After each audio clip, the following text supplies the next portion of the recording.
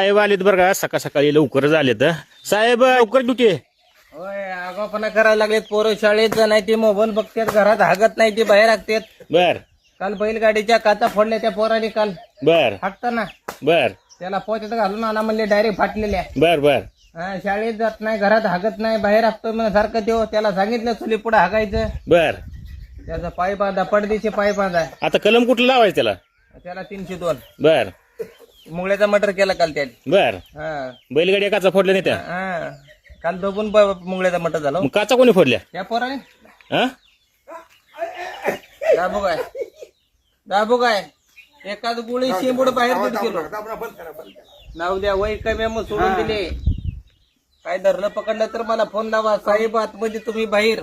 माझा नंबर घ्या लिहून, 9817 कुठं पण उतरा, चुलीत मोबाईल घाला, फोन लावा. नवक्याचा मोबाईल, ठोक्याचं कार्डन, आयडीची बॅटरी आहे. बर तिथून साहेब आहे बिन पगारी, फुल अधिकारी. दंगल चालू का चालू वडेने घरी. बर दंगली थांबत नसतो, जिथं शांत आहे तिथं बंदोबस्त असतो माझा. पण यंदा पण माझा 40 एकर ऊस आहे पत्र्यावर. झाडावर मोटर आहे, सडकी पर बर्फ आहे, छपरावर पाईपलाईन केली, सडकी पर बर्फ घेतला, डांबरला भैमुख लावला. पैसा पैसा कोंबड्या खायना, ते खर्चाला कमी मग तुमच्याकडे. तिथून साहेब आता लग्न आहे माझ्या सासऱ्याच्या पप्पांचं. भरपूर जेवायला मिठाचं लाडू, शॅम्पू घालून पोळ्या, तुका लावून चपात्या, शेंबूड लावून पोळ्या, मध्ये मध्ये कुसा, शेंबूड पुसा, जेवायला बसा, साखरी आंब्याची फोड, लय गोड, बारक्या बारक्या पोराला हागाची खोड, जावाला भांडणाचा जोर, आवरावर का लग्नाला. लग्न आहे माझ्या सासऱ्याच्या पप्पांचं. तर डायरेक्ट हरभऱ्याच्या झाडाला अटक. डायरेक्ट 15 पोरं बांधली काल हरभऱ्या झाडाला. बायकोची आईशिपत खोटं बोलत नाही कधी मी. लय साहेब कडे काय मी चिल्यात कुणाला भेट नाही बायको शिवाय. सासरा खासदार आहे, बायको फौजदार आहे, मी हवालदार आहे. काही कमी नाही. पैसा पैसा कोंबड्या खायला, खर्चाला कमी मी तुमच्याकडे आलो. जेवणाचं वांधून, खाण्यापिण्याची बॉम्ब आहे, काहीच कमी नाही आपल्याला. जय हिंद, जय महाराष्ट्र. बालाजी शिवाजी चव्हाण, राहणार वाडेगाव. आपली कला ही शिवाजी महाराजाच्या काळापासून आलेली कला आहे. आपली भैरूजी नाईक साहेबांनी उपदन केली, उमाजी नाईक साहेबांनी. त्यांच्यामुळं कला जिवंत आहे. आपली पहिली बोटाची 12 खडी होती. आज इथं उद्या ही यश, पुरा उद्या ही यश. आपल्या वेशभूषा करणारा बहुरूपी आपण, हर वेशभूषा करणारा. आज हे सोंग घेतलं, उद्या वेगळं सोंगात. माणसाला कळत नव्हतं हे बहुरूपी आहे का, हे आपला माणूस आहे का दुसऱ्याचा माणूस आहे. आपण पूर्वीचं वेगळं होतं, आताच वेगळं आहे. आता ही टीव्ही, पिक्चर, मोबाईल निघाल्यामुळं सगळी कला बुडत चालली. फक्त आपली कला कुठं चालती? कोकणात.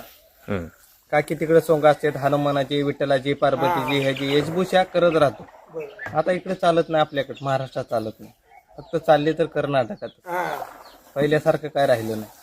आता पहिली माणसं, रानाने माणसं घेऊन बसत होती, आणि आता लोक समोर आले तर अंगावर येते. काळ बदलत चालला. पहिले कसं आहे, अन्न धान्य पिकत होतं, कडधान्य पिकत होतं, पैसा कमी होता.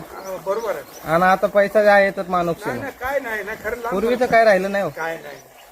पहिली वासुदेववाली, नंदी बैलवाली, आसुवलवाली, सापवाली, गारोडेवाली, हर वेशभूषा करणारे लोक बुडत चालली. आहे का पहिल्यासारखे कला? नंदी बैलवाली येते का, आसुवलवाली येते का? नाही, पहिले गेलं काळ. पहिल्या काळाला ना आताच्या काळाला लय आसमानचा फरक आहे. पहिली माणसं कसं आहे, फसाभर दिलं तर खुश होते ते, आता पोत्याने दिलं तर खुश होत नाही. पहिलं वेगळं होतं, आता लय काळ बदल.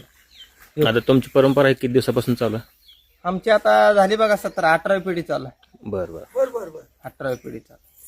आता शेवटची पिढी, आता कोण कोणा दारात येणार. बरं आता किंमतच येत नाही. ही परंपरा टिकली पाहिजे असं वाटतं. आपले महाराजाच्या काळापासून बरं टिकली पाहिजे. आता लोक 10तली 5 लोक किंमत देतात. लोक सरळ म्हणते तुम्हाला हातपाय दिलं का, मदत म्हणून त्यामुळे लोक लय रिस्पेक्ट वाटत नाही. कसं आपली ओळखी आहे ती म्हणून ती काय वाटत नाही. आणि लोकांना लय सत्वत पण आपण दिलं पेरमानीचं समाधान. दिलं खुश, नाही दिलं खुश, डांबरी मोकळाच असतो आपल्याला. लोकांवर काय कर्ज का आपलं काय प्रेमदान समाधान. तुम्ही किती वर्ष